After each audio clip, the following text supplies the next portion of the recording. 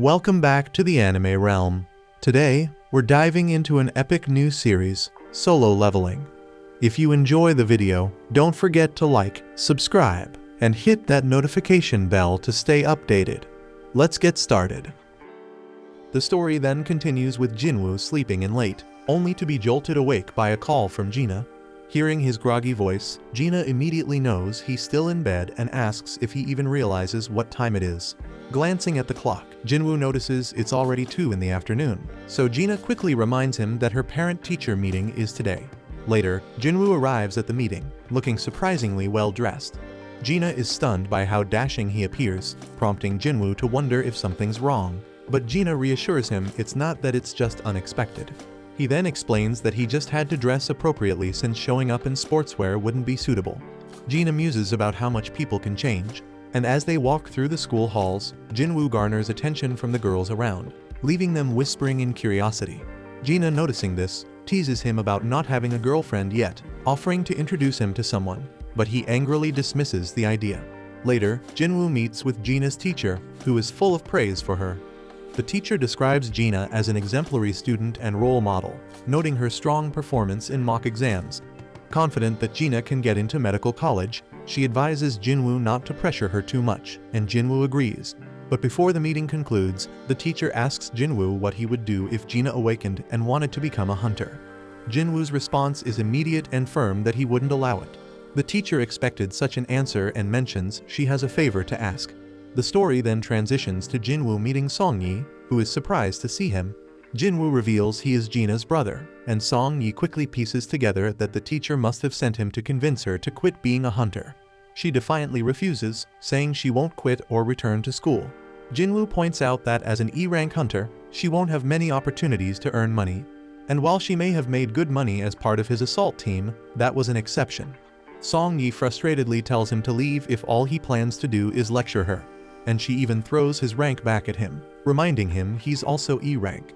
Jin-Woo then calmly states that he's not here to lecture or convince her to quit. Instead, he asks her to follow him. Elsewhere, Jin-Chul greets Dong-Soo upon his arrival in Japan, surprising Dong-Soo with the personal reception. Dong-Soo sarcastically notes that the chief of the Hunter Association himself has come to welcome him. But Jin-Chul wastes no time and directly asks how long Dong-Soo plans to stay. Dong-Soo reassures him not to worry, as he won't be around for long.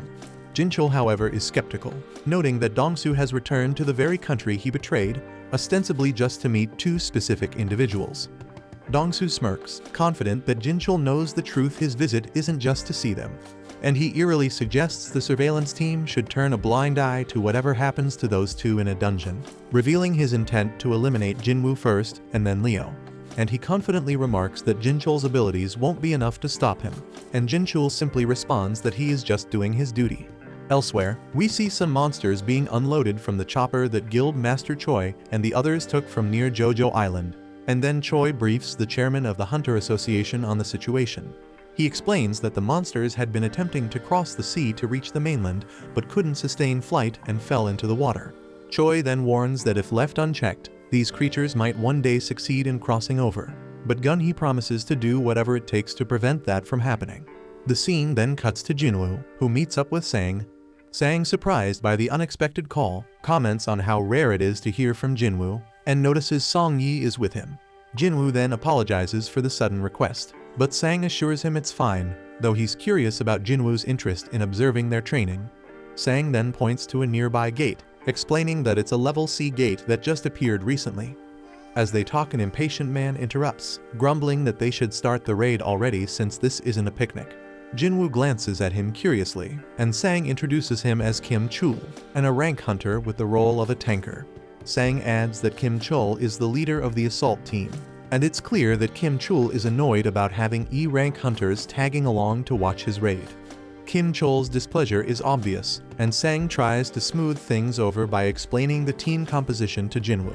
The raid consists of 1 rank A hunter, 5 rank BS, and 2 rank CS, making a total of 10 people, including Jin-Woo and Song-Yi. Jin-Woo isn't thrilled about the large group since his main purpose was to show Song-Yi the harsh realities of dungeon raids, but with so many participants, it might dilute the experience. Sang's assistant then advises Jin-Woo to stay on the sidelines and let the newcomers gain practical experience, and Jin-Woo agrees. The team then enters the gate, but Jin-Woo immediately senses something off, and he notices the gate behind him behaving strangely as it begins to glow red. He then realizes what's happening and tries to escape, managing to squeeze his head out to warn Sang to contact the assault team. But then the gate pulls him back inside again. Sang then quickly contacts Bleak, informing him of the red gate, and Bleak immediately sets out to assist. Inside, Jin-Woo and the team find themselves in an endless snowfield, stunned to discover that the gate has completely vanished, so panic sets in as they wonder how they'll escape. Kim Chul then steps forward and explains that they're trapped inside a red gate. Song Ji confusedly asks what that means, so Jin-Woo calmly explains that unlike normal gates, a red gate is a dungeon where all contact with the outside world is lost upon entry, and to escape they must either defeat the boss or wait for the dungeon to collapse, and adds that the outside world cannot interfere, and the dungeon will be crawling with dangerous magical beasts. Suddenly, arrows rain down on the group. One hunter is killed instantly, but Jin-Woo quickly catches the second arrow that is aimed at Song Yi and shields her from harm. The girl is stunned by his reflexes, and the team realizes they are surrounded by ice elves. Jin-Woo then notes that their distance had masked their presence, and he sees they targeted the group's weakest members, and he acknowledges that if this had happened 2 months ago, he wouldn't have survived. The ice elves then retreat, leaving Song Yi confused, so Jin-Woo explains that ice elves are ruthless predators known as ice slayers among hunters, feared for their brutal efficiency. Kim Chul then takes charge, announcing that no help will be coming in this place, and insists they follow his commands if they want to survive. He then claims that he can't manage the entire group, so he proposes splitting into 2 teams, arguing this will improve their chances. He warns that staying in one place risks freezing to death, and insists he can protect those who go with him. Most of the group agrees to go with Kim Chul, but he quickly singles out the weaker members, refusing to take them along, and he explains that their presence would slow the team down. He then states that 1 day in this dungeon equals an hour outside, and it could take months to defeat the boss or wait for the dungeon to collapse. And with a cold, dismissive tone, he labels them as dead weight, so he is going to leave them, but he promises to come back for them once the boss is defeated. One girl in the group decides to stick with Jin-Woo, and Kim Chul thinks that's a stupid move, but she is sure that Kim Chul didn't notice the arrow earlier, and quietly whispers to Jin-Woo that she noticed his earlier reflexes, convinced he's much stronger than he seems, and she thinks that he is even a rank or even higher, but Jin-Woo doesn't confirm or deny it. Kim Chul then declares he'll take the main road, assuming it's the best route, so Jin-Woo offers to lead his team through the forest. After some time, Kim Chul's group notices claw marks on the trees, so he confidently declares that they've entered Ice Bear territory and smugly remarks that the E-rank team will likely be killed. Soon after, they sense ice bears nearby, and the group quickly finds themselves surrounded. One of the massive creatures charges, but Kim Chul blocks the attack with his shield and cleaves the bear in half with his axe.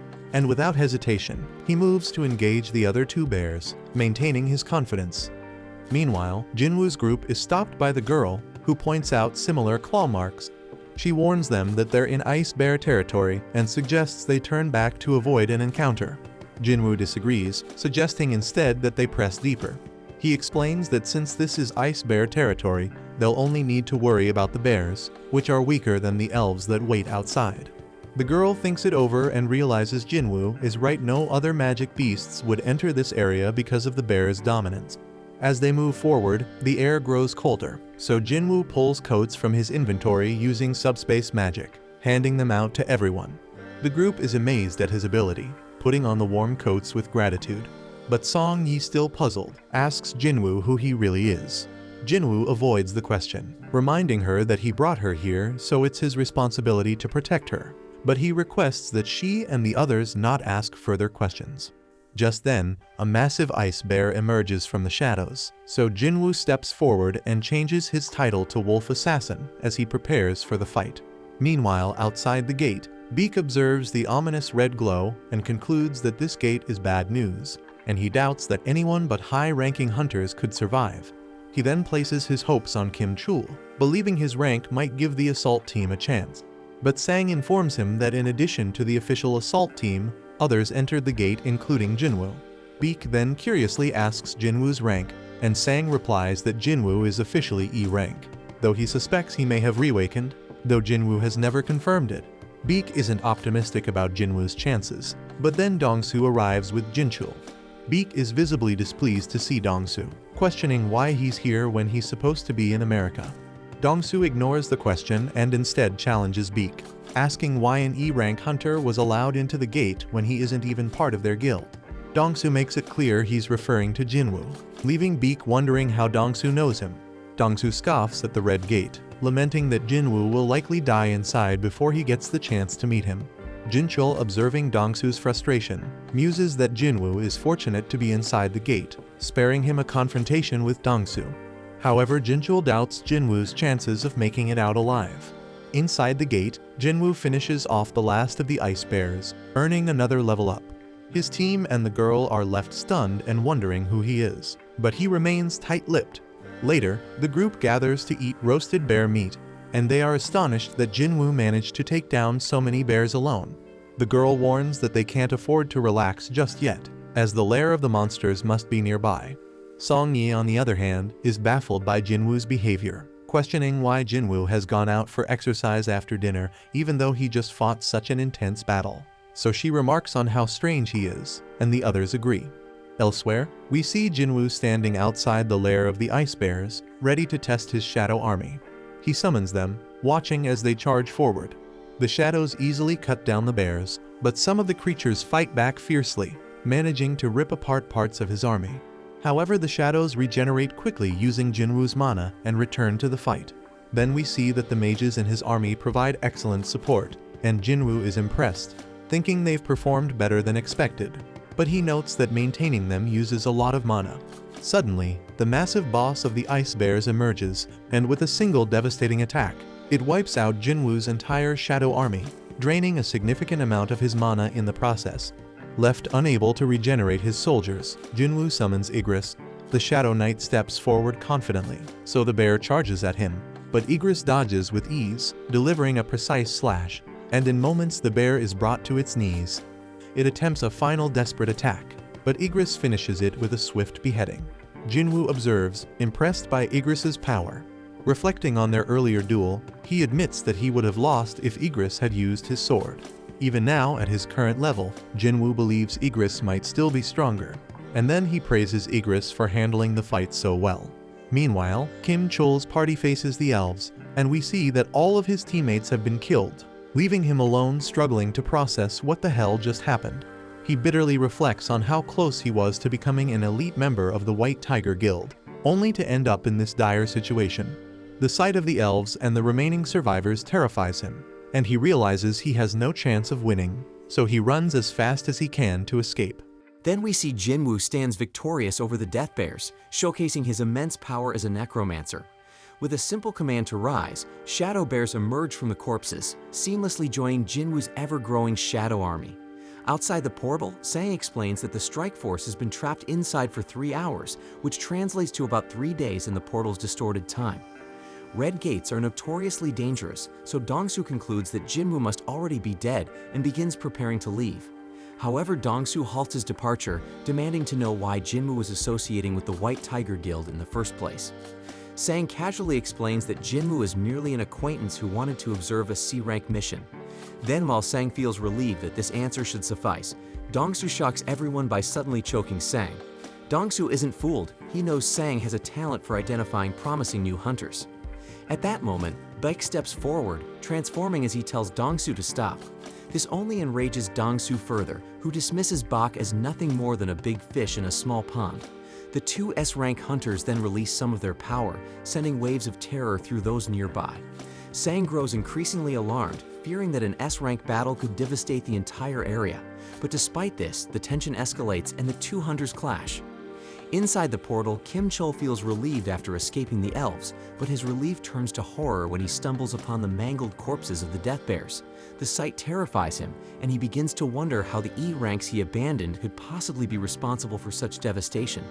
The sheer destruction leaves him trembling, so he suspects that the ice layers might be the true culprits and quickly retreats into the forest. Outside the gate, Dong-soo is impressed when Jin-chul intervenes, managing to stop the escalating S-rank fight, so Jin-chul humbly admits that the only reason his arms remain intact is that the two S-rank hunters restrained themselves at the last moment. Jin-chul then reassures Dong-soo that Jin-woo is just an E-rank hunter, emphasizing that he re-evaluated Jin-woo 2 months ago and found no reason to believe otherwise.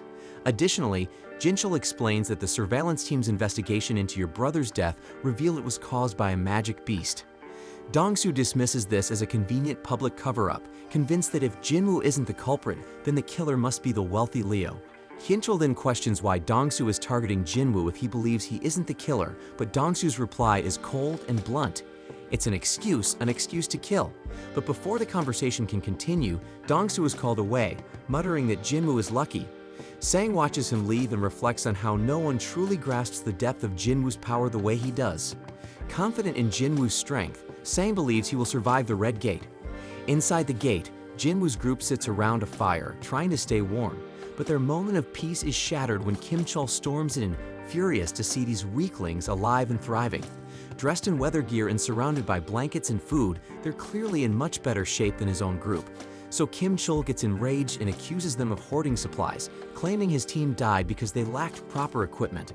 Blinded by anger, he demands to know who was hiding all the gear and blames Park, suspecting she joined the weaker group because she knew the truth. Kim-chul then issues an ultimatum, counting down from 3 and threatening to eliminate them all if the culprit doesn't confess. And when no one speaks up, he screams Jin-woo's name, assuming him to be responsible and prepares to attack. However, before Kim-chul can act, Jin-woo suddenly appears and utterly overpowers him. The group is stunned by their leader's unexpected return, and Jin-woo admonishes Kim-chul for blaming others for his party's failure. Jin-woo also senses something more sinister nearby and accuses Kim-chul of dragging even greater trouble into their midst. Turning his attention to the surroundings, Jin-woo calls out to the hidden presence, stating that their aura is far too strong to go unnoticed, and he orders them to drop their stealth.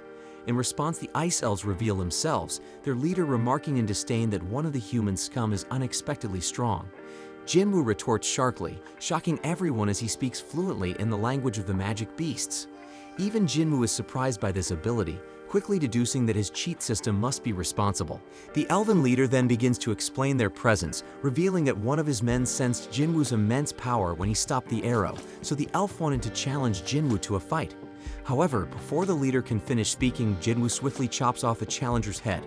The leader is amused by this display of brutality, but Jin-woo is uninterested in entertaining him and immediately launches an attack.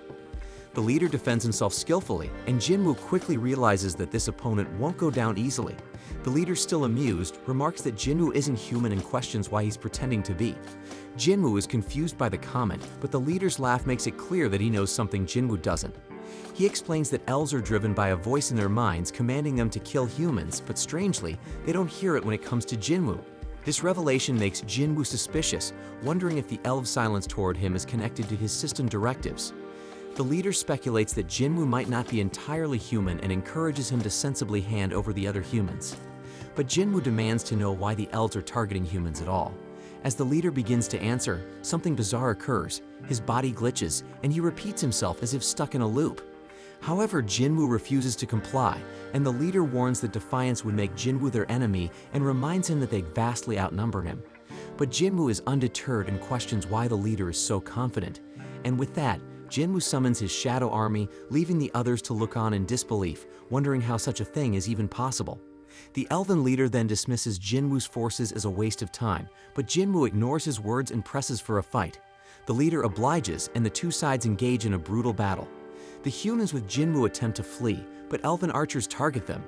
Jin-woo demonstrates his incredible skill, eliminating the archers with ease, but despite his prowess, Jin-woo begins to understand the leader's confidence.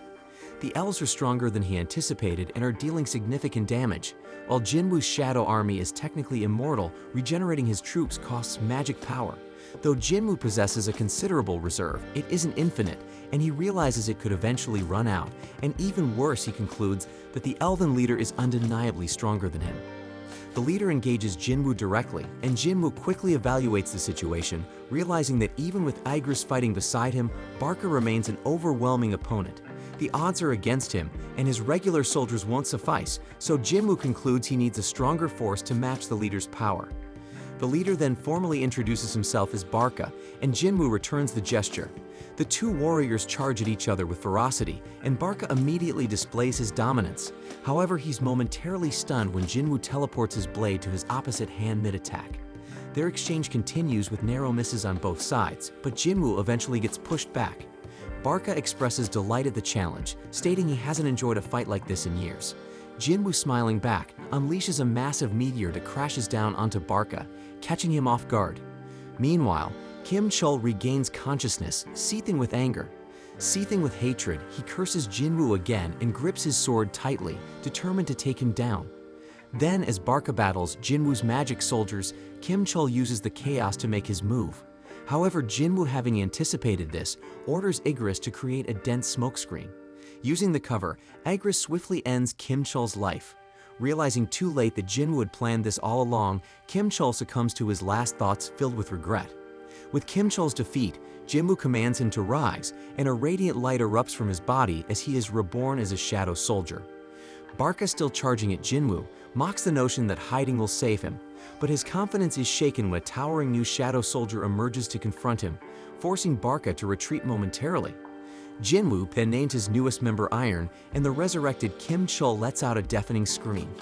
Barca assesses Iron, quickly noting after a few seconds of battle that the soldier lacks agility but possesses immense durability. Nearby, Song-Yi watches in disbelief, wondering if all hunter battles are this intense. Her companions assure her that this battle is far beyond anything they've seen before. Then, while Iron holds his ground, Barca declares the fight lacks challenge and demands that Jin-Woo and Igris join the fray. Jin-Woo accepts Barca's challenge with a smirk, and the intense 3-on-1 battle begins. Barca's overwhelming strength is on full display as he fends off Jin-Woo, Igris, and Iron simultaneously. However, his frustration grows as Iron's persistent screams echo throughout the fight. So Barca decides Iron must be dealt with first, but Iron proves to be a formidable tank, enduring every blow. Barca's confidence grows as he dodges Igris' strikes, but he's caught off guard when Jin-Woo lands a stab. Jin-Woo is so impressed because Barca avoids a fatal wound even amidst the chaos. Barca then bristles at being underestimated, but Jin-Woo commends him for surviving this long. Then, as the fight rages on, Jin-Woo takes a moment to turn his attention to the rest of his clan.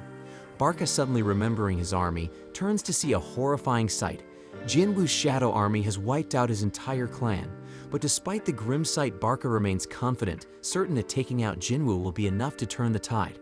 As Jin-Woo throws his dagger, Barca mocks him, calling him a fool for discarding his weapon. However, he underestimates Jin-Woo, who recalls the dagger with pinpoint accuracy. Barca barely blocks it, but his weapon is destroyed in the process. Jin-Woo then seizes the moment, ordering Iron to restrain Barca. Immobilized, Barca becomes the target of an immense fire attack unleashed by Jin-Woo's magic soldiers. But despite the devastating strike, Barca isn't finished. He cuts through Iron and vows to annihilate the humans, but Jin-Woo counters, silencing him once and for all. Jin-Woo declares the battle over, but Barca, defiant to the end, insists it's not finished until he says so. His defiance is short-lived as Iron regenerates and crushes him completely. So Jin-Woo reiterates that the battle is indeed over as Barca lies lifeless on the ground. The ground then begins to tremble, but it's actually merely Iron ensuring their victory is absolute. Jin-Woo reprimands Iron, reminding him to show restraint, and silently hopes this behavior won't become a recurring issue. The group then breathes a collective sigh of relief, astonished as Jin-Woo calmly tells them it's time to leave. They all feel relieved to leave, but before that, Jin-Woo takes one final look at Barca's lifeless body. Outside the portal, Sang tells Bak it's time to return home, as a week has passed inside and the chances of survival seem slim. But Bak refuses to leave, unwilling to abandon his guild members. Then both men are stunned when the portal begins to open, and Bak confidently assumes it's Kim Chul emerging, certain his guild member managed to succeed. However, both are shocked when the figure stepping out isn't Kim Chul but Jin-Woo, alive and unscathed. Sang's confidence proves correct, and Jin-Woo stands as the undeniable victor. The gate then closes, and Bak is left wondering about Kim Chul's fate, and when he learns that only the low-ranked hunter survived, he is horrified and deeply curious about what transpired inside. Bak then approaches Jin-Woo for answers, but Jin-Woo, visibly exhausted, tells him to direct his questions to someone in his guild.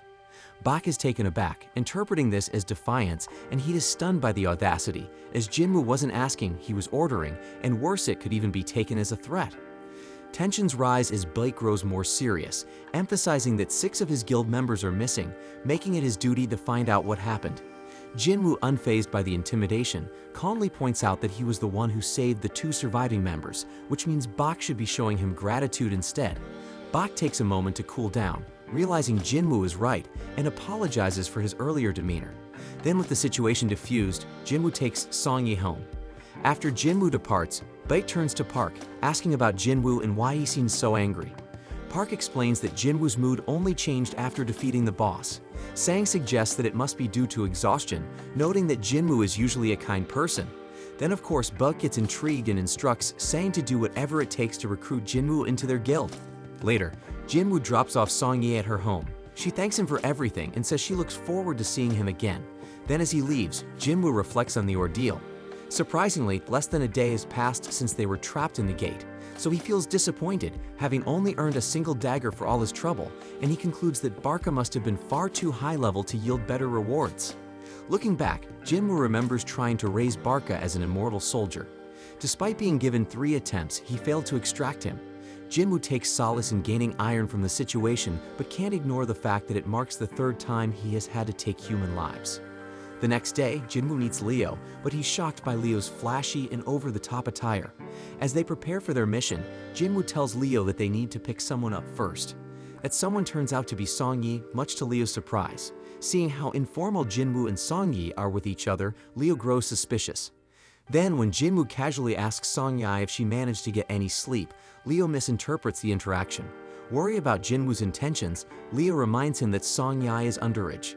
Jin-Woo brushes it off, clearly unaware of Leo's misunderstanding, which only fuels Leo's concern. Sometime later, Leo watches in awe as Jin-Woo's soldiers brutally annihilate a group of powerful beasts. Leo can't figure out where on earth they came from, and Jin-Woo recalls that Leo hasn't seen them yet. So Jin-Woo reveals that they're a part of one of his baddest skills, but Leo has zero clue that this level of monstrous power is even possible. With the battle over, Jin-Woo orders his army to begin mining the area for crystals. Leo, feeling dejected by his inability to match their efficiency, pleads with Jin-Woo to at least let him collect the magic gems. Jin-Woo isn't self-loving though, and one of his soldiers offers to share the work. Elsewhere, we see a man standing amidst the wreckage of a destroyed ship, and a frightened soldier begs for his life, but the man calmly tells him to relax. But the problem is they don't speak the same language, so after switching to broken English, the man explains that he's human and that all he wants is to go home.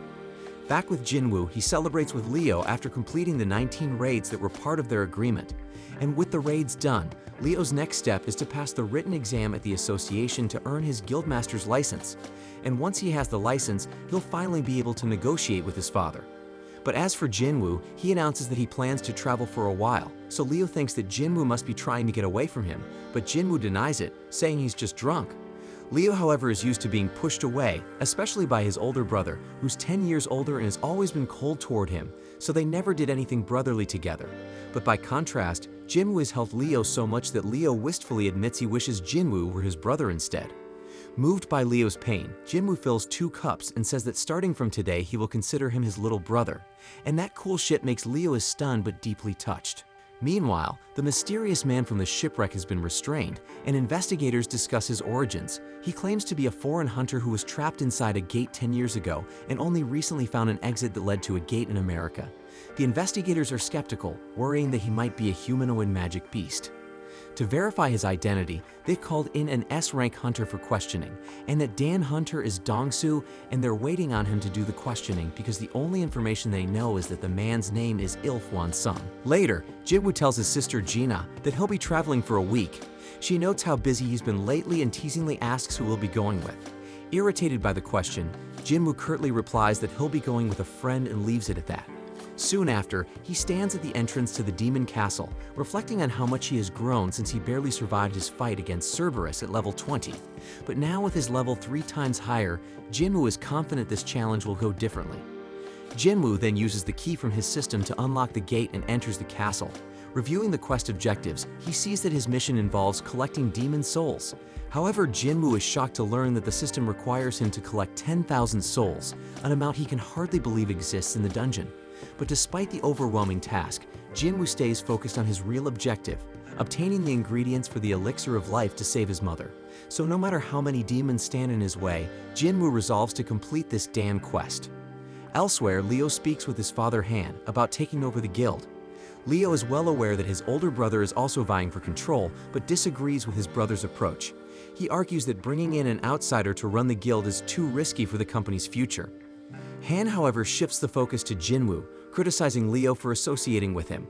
Han recounts how Jin-Woo was present at 3 highly controversial incidents: the double dungeon, the raid where Hung's team was wiped out, and the surveillance team Hunter incident involving murdered convicts.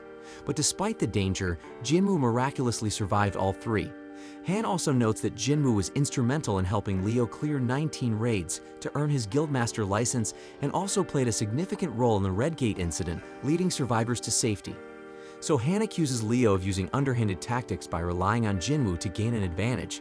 While Leo admits his methods weren't ideal, he insists he knows what's best for the guild. But to Leo's surprise, Han suddenly agrees to let him pursue leadership, but with one condition. Han wants Jin-Woo recruited to their guild. Han reveals that the White Tigers Guild has been trying to scout Jin-Woo since the Redgate incident, recognizing his immense potential. So if Leo truly wants to lead, Han challenges him to secure Jin-Woo's allegiance first. And Leo accepts the challenge and promises to make it happen. Back in the demon castle, Jin-Woo realizes that despite defeating countless demons, he is unable to extract their shadows to add to his army, and he can't figure out why. He has taken down a massive number of them, yet it feels like all that effort might have been wasted. Just then, he receives an entry permit for the next floor, and a glowing light marks the way forward. Jin-Woo marvels at the dungeon's immense size because it's essentially an entire city contained within a single building. However, all the walking is quickly becoming tiresome, but luckily Jin-Woo summons the bear leader to carry him. The beast charges forward, effortlessly cutting through a sea of demons that block their path. Impressed by its sheer power, Jin-Woo decides to name the bear tank. Elsewhere, a group of girls marvel at Cha-ha as they admire her. Cha-ha, however, recalls a conversation she had with Mr. Choi. He decided to keep the reports about the flying ants under wraps, but Cha-ha felt they should go public. Mr. Choi explained that releasing that information would only cause widespread panic, and instead, they should focus on strengthening their guild, as they're already the largest domestic guild, and more power is the key to expansion. Back in the dungeon, Jin-Woo has cleared even more demons. When he first received the key, he feared this might be an S-rank dungeon, but so far the demons he's faced are around high B rank. Their numbers are overwhelming, and they grow stronger with each floor, but by only killing the demons required to proceed, Jin-Woo has made steady progress. Based on his experience with other structures, Jin-Woo guesses that this castle likely has 100 floors, just like the Tower of Trials, so he wonders how strong he'll be by the time he reaches the top. Then as he reaches 4,000 souls collected, he reminds himself to track his supplies carefully. He also recalls his promise to Gina to return within a week, making this a race against time. Eventually, Jin-Woo collects 10,000 souls, completing the quest's main requirement. However, his journey isn't over yet. As he progresses, he encounters a group of powerful monsters, and the leader's name appears in red text, indicating extreme danger. The monster's name is Vulcan, the boss-class leader of the lower floors. Elsewhere, we see that Sang searches for Jin-Woo, only to learn from Gina that her brother is on a trip, but Sang isn't convinced. There are no records of him doing a raid or leaving the country, and the last trace the association has of him is right in the middle of the city, so the association can only speculate about where he's gone. Meanwhile, inside the dungeon, Jin-Woo declares that he'll take on the big boss while instructing his army to wipe out the remaining demons. His soldiers immediately spring into action, swiftly taking down the horde, and with more points allocated to his intellect ability, Jin-Woo can summon a larger army and maintain them more efficiently, and also the increase in magical power has made battling much smoother. Jin-Woo then turns his attention to the boss-class demon and wonders if the giant beast is ever going to get up. Assuming it's just going to sit there, he's caught off guard when it suddenly moves with blinding speed to attack him. Jin-Woo reacts just as fast, dodging the strike and countering with a damn powerful punch that sends the massive demon flying. Even Jin-Woo is surprised by his own strength because all he did is punch the damn monster, so he wonders if he accidentally leveled up his power. However, Vulcan isn't finished, and it lets out a thunderous roar, so it seems it's about to shift into another form, reminding Jin-Woo of his previous battle with Cerberus. The beast then charges at him with alarming speed, so Jin-Woo calls out to Iron, who sends him a shield just in time. Jin-Woo blocks the attack, but the giant launches a relentless barrage of punches. Jin-Woo is stunned by how something so enormous can move so quickly. As the attacks continue, he manages to find an opening and moves behind the beast, only to discover that it can anticipate his movements. Vulcan is an absolute monster, and the only vulnerable-looking spot that Jin-Woo can identify is his little head. Jin-Woo then begins running, formulating a strategy to limit the beast's mobility. Spotting the perfect building nearby, he sprints toward it. Vulcan, too focused on chasing Jin-Woo, crashes straight into the structure, and with the beast momentarily immobilized, Jin-Woo summons his weapon, and in one decisive strike he slices through Vulcan's neck. The Lord of the Lower Floors is defeated, and Jin-Woo receives an item called World Tree Fragment as his reward. Elsewhere, we see that Ilfwan is being interrogated by Dong-Su, who has heard rumors that Ilfwan might be a talking magic beast, but Ilfwan denies the claim, offering to undergo any tests, including DNA analysis to prove his humanity. But despite this, Dong-Su plays the role of a bad cop and shuts him down, ordering him not to speak unless asked a question. Dong-Su is irritated that his fun has been spoiled and takes a look at Ilfwan's paperwork. Ilfwan then asks if he can say something, but Dong-Su snaps at him and told to shut up. Ignoring the warning, Ilfwan presses on, asking how much humanity truly understands about gates and magic beasts. Dong-Su has no idea what the hell Ilfwan is talking about, so Ilfwan elaborates, explaining that the dungeons, gates, and beasts are merely the tip of the iceberg. He warns that a power capable of triggering an ultimate catastrophe has already awakened. Ilfwan then reveals that he can't say any more, but insists that his only goal is to avert this disaster. Dong-Su has had enough of what he considers nonsense and reminds Ilfwan that millions of hunters exist worldwide. He argues that if enough of them combine their strength, they can handle any threat. Ilfwan, however, reveals that sheer numbers won't matter against what's coming. He warns that those hunters will be devoured and turned into weapons against humanity itself. Dong-Su, increasingly frustrated, dismisses Ilfwan's claims and turns to the absurdity of his backstory, specifically how a magic beast supposedly managed to have a wife and 2 kids. With mock curiosity, Dong-Su asks what Ilfwan's son's name is, so Ilfwan replies that his son's name is Jin-Woo. Dong-Su's mood shifts to amusement as he smirks, informing Ilfwan that his son is dead. He refuses to answer any of Ilfwan's questions, adding that Ilfwan can ask his son all about it when they meet in the afterlife. Dong-Su flexes his power while making this threat, but Ilfwan's expression darkens, his eyes filling with murderous intent. Back in the dungeon, Jin-Woo's shadow army is ripping through yet another group of demons. Jin-Woo acknowledges the leader of the group and remarks that the battle has become entirely one-sided, and he wonders if the demon leader is surprised by how terrifying his shadow soldiers are. But then it becomes clear to Jin-Woo that even the undead can experience fear as the demon visibly trembles, and in a blink of an eye Jin-Woo slices the leader's head clean off. Then a notification pops up, revealing that Jin-Woo has just defeated Metis, the Guider of Souls, and has leveled up even further. Back outside, we see that a part of the city lies in ruins after a massive disaster. An investigator remarks on how battles between S-rank hunters can reshape entire landscapes, obliterating everything in their path. He notes, however, that they're lucky this fight was contained to just this area because it could have been far worse. The destruction was so sudden and overwhelming that it seemed to happen in an instant. Surveying the aftermath, he reflects on how Dong-Su was defeated so quickly that the damage barely had time to spread. Back in the dungeon, Jin-Woo has run out of food, signaling that this is as far as he can go for now. He's reached floor 75, and while there are likely only 25 floors left, it's still quite a journey. The gains, however, have been worth it. From the skeleton he defeated, Jin-Woo received a necklace, and from the beast on level 50, he obtained an earring. Both items are powerful on their own, but together they offer a set bonus, adding 5 points to all stats. Noticing one empty slot in the set, Jin-Woo deduces that there's one more boss-level beast to defeat. He also earns an item called the Sphere of Avaricious, and while it doesn't benefit Jin-Woo directly, it doubles the firepower of his magic soldiers when they wield it, making it a valuable asset. Finally, Jin-Woo's latest reward is the chance to open the cursed random loot box. He feared he might never get another opportunity, so he's relieved to find a second key inside. But unfortunately, the key comes with no instructions, leaving him clueless about when or where to use it. For now, these rewards take a backseat to Jin-Woo's main objective, gathering the ingredients for the Elixir of Life.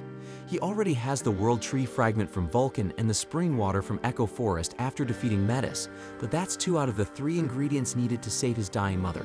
So Jin-Woo vows that the next time he returns to this dungeon, he will finish what he started and complete his mission. Afterward, Jin-Woo exits the instant's dungeon and reflects on his progress, and he realizes that he now only needs the purified Demon King's blood. Knowing how crucial it is, he concludes that he must be fully prepared before attempting to obtain it. Checking his stats, Jin-Woo notices a significant increase in his level after his recent trip. However, he's still classified as an E-rank hunter, so while he can continue leveling up, his E-rank status prevents him from participating in high-level raid missions. So Jin-Woo decides it's time to drop the facade and reveal his true strength by having his rank reassessed. The next day, Jin-Woo heads to the assessment center for his rank reevaluation. Coincidentally, Kichul, Sang's ever-loyal sidekick, is also at the center, scouting for potential recruits. Kichul casually observes the hunters, guessing their ranks, when he spots Jin-Woo among them. Recognizing him instantly, Kichul quickly calls Beak, informing him that Jin-Woo has come to get reassessed. Upon hearing this, Beak drops everything and rushes to the assessment center. Meanwhile, Jin-Woo waits for his turn. He overhears a nearby conversation between two hunters. One of them reassures the other, who is visibly nervous, telling him that the test is simple. The anxious man explains his predicament, revealing that he needs to earn money as a hunter to support his wife and daughter,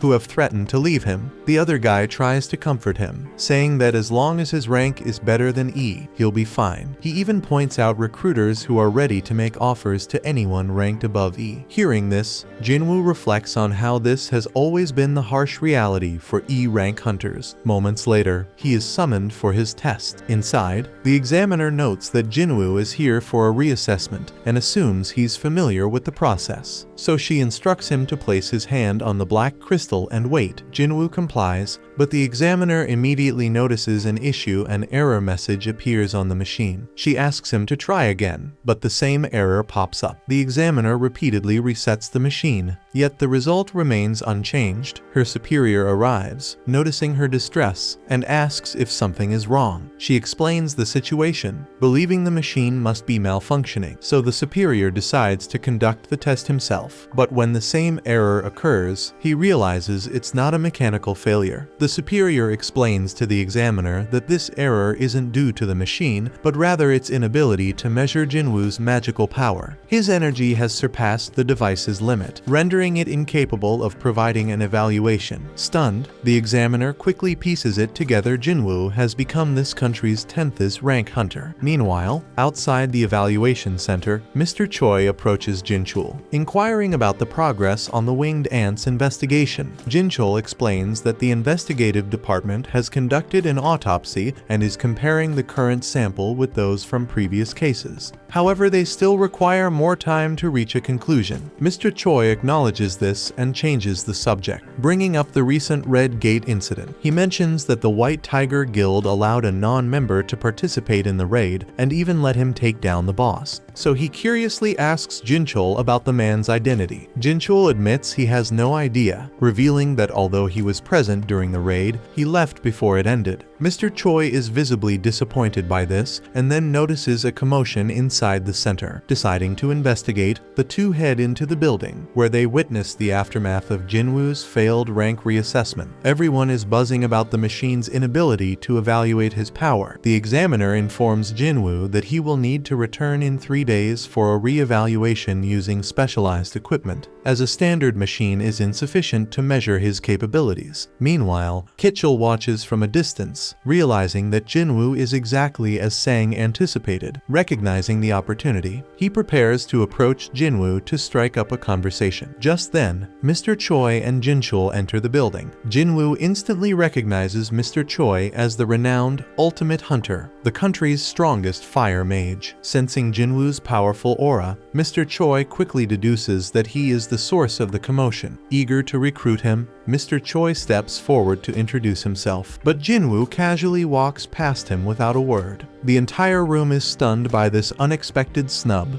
Mr. Choi, bewildered, asks Jin-chul if he forgot to introduce him properly, but Jin-chul reassures him that he did. Despite this, Jin-Woo still walked by without so much as a glance. Before anyone can say more, they realize that Jin-Woo has vanished, leading them to suspect he must possess assassin-like skills. Moments later, Bleak arrives at the center, panting from running there as fast as possible. Seeing him in such a hurry, Mr. Choi instantly pieces everything together. Jin-Woo must be the hunter who cleared the Red Gate. This revelation solidifies his belief that Jin-Woo is truly extraordinary. Choosing to leave things be for now, Mr. Choi exits the building. Meanwhile, Bleak stands in shock, realizing that Mr. Choi has already discovered Jin-Woo's involvement, and he laments that this was the last person he wanted finding out about the situation. At night, Jin-Woo sits silently beside his mother, gazing at her peaceful figure. Before leaving the room, he whispers to her to wait for him just a little longer. Outside, he encounters Jin-chul, who greets him with an unexpected confession.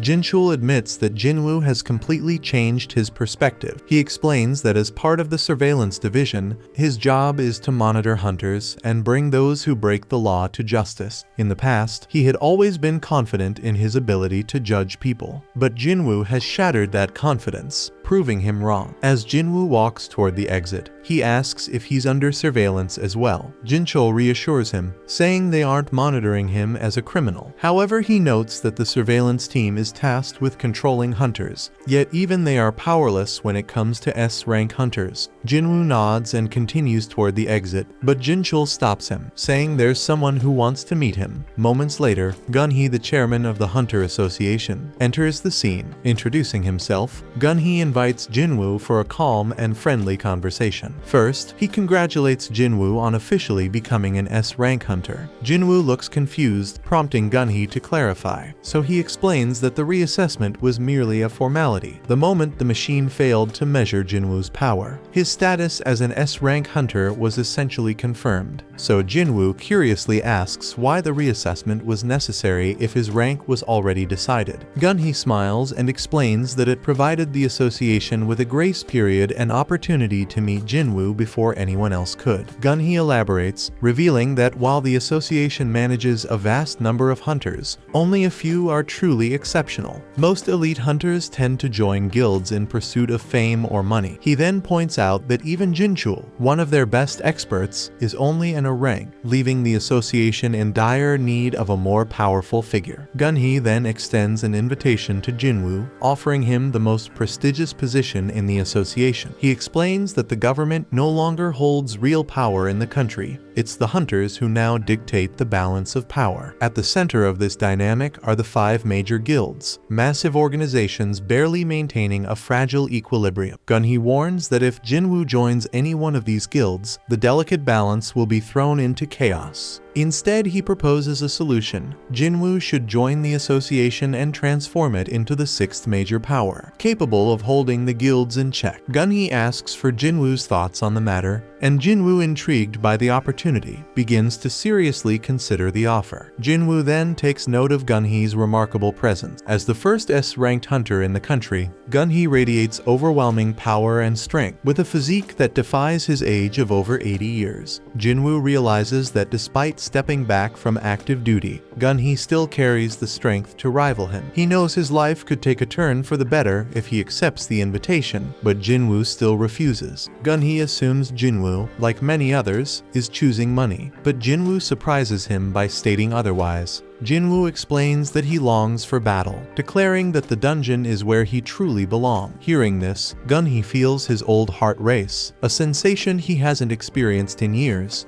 and he muses that if he were 10 years younger, he would have loved the chance to fight alongside someone like Jin-Woo. Realizing he can't sway Jin-Woo's decision, Gun-hee decides not to press further. Jin-Woo thanks him for the offer and takes his leave. As Jin-Woo walks away, Gun-hee laments that even S-ranked healers can't reverse aging, leaving him stuck with a body past its prime. He then instructs Jin-chul to cancel all his appointments for the rest of the day, wanting time to himself to reflect. Meanwhile, Jin-Woo contemplates his next step. He knows he must grow stronger as quickly as possible to save his mother. His sense of urgency drives him forward, leaving no room for idleness. Across the globe in America, Dong-soo awakens in a hospital bed, his body still battered from his recent encounter. The deputy director visits him, expressing the need to clarify one crucial detail. He asks Dong-soo if Il-F-won Sung is truly a magical beast, and without hesitation, Dong-soo affirms that the power Il-F-won displayed was anything but human, concluding that he must be a magic beast. Satisfied with the answer, the deputy director begins to leave, but Dong-soo stops him, asking what actions are being taken against Il-F-won. The deputy director explains that while the administration is tracking him, there's no guarantee of success. After all, Il-F-won defeated Dong-soo, one of their strongest. Left alone, Dong-soo recalls the haunting moment after his defeat when Il-F-won warned him to stay away from his family or face relentless retribution. Even in hell, he will not leave his ass safe. Fueled by rage and humiliation, Dong-soo resolves to prepare himself for a rematch, so he realizes he'll need a powerful artifact to stand a chance. It is explained that artifacts, in the hunter's world, are man-made relics of immense power, considered high-level equipment in the hunter world. Even the most skilled craftsmen struggle to create them. Meanwhile, we see Jin-Woo scrolling through artifacts on an online auction site, but nothing catches his eye. Everything worth considering is outrageously expensive, and he knows he needs to be fully prepared before taking on the demon castle. He inspects his sphere of avaricious, which can double magical damage. He notes that while some market items can boost magic power by 20–30%, there's nothing else that can outright double it. Jin-Woo realizes the sphere could fetch a massive price if sold, but its origins would raise too many questions, especially since he's only ranked E. So he thinks that if he had records of completing a rank A raid, selling it might be easier, but as an E-rank hunter, even participating in those raids is off-limits. Just then, his search leads him to a job listing from the Hunters Guild. They're hiring miners for a large-scale expedition, and to his surprise, there's no rank requirement. Meanwhile, Gun-hee reviews Jin-Woo's file. He notices how drastically different Jin-Woo looks compared to 4 months ago, leading him to question if Jin-Woo is a false ranker. However, Jin-chul assures him otherwise, revealing that Jin-Woo sustained several injuries while clearing low-rank dungeons. He then explains that Jin-Woo became a hunter to fund his sick mother's care and pay his sister's tuition. Gun-hee, impressed by his devotion to his family, learns that Jin-Woo recently joined the Hunters Guild raid mission. Gun-hee assumes Jin-Woo couldn't resist the sign-up bonus, but Jin-chul corrects him, explaining that Jin-Woo joined as a miner, not part of the assault team. Gun-hee is puzzled, unable to figure out Jin-Woo's motives. Meanwhile, we see Jin-Woo arrive at the gate site. He's accepted as a miner due to his strength, which stands out even among combat-type hunters. Jin-Woo then explains that large-scale gates, such as rank A, require various teams. The assault team for fighting monsters, the mining team for extracting mana stones, and the recovery team for collecting monster corpses. So with so many people involved, the rewards are substantial. Meanwhile, inside the dungeon, we see the guildmaster Mr. Choi battling the monsters solo. He incinerates them with his powerful fire magic, while the tanks shield the team from his flames. The monsters are left charred,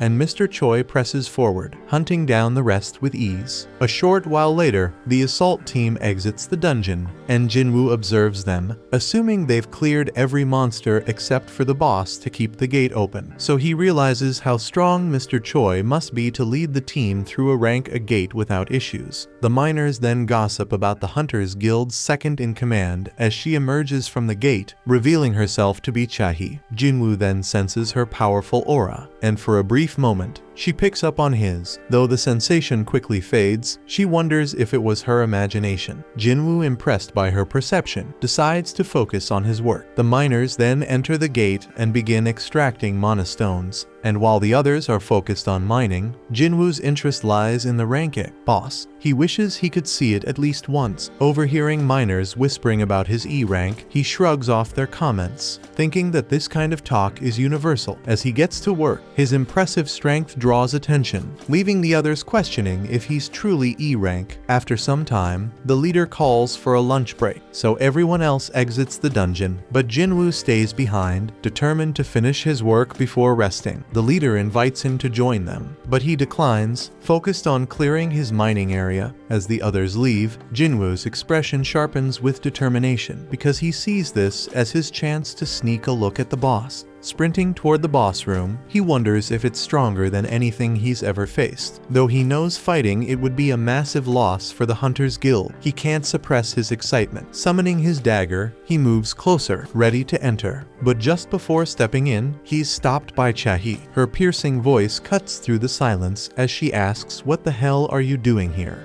Jin-Woo regrets his reckless decision and, letting out a defeated sigh, explains to Cha-hee that he had simply taken a wrong turn and somehow found himself in this situation.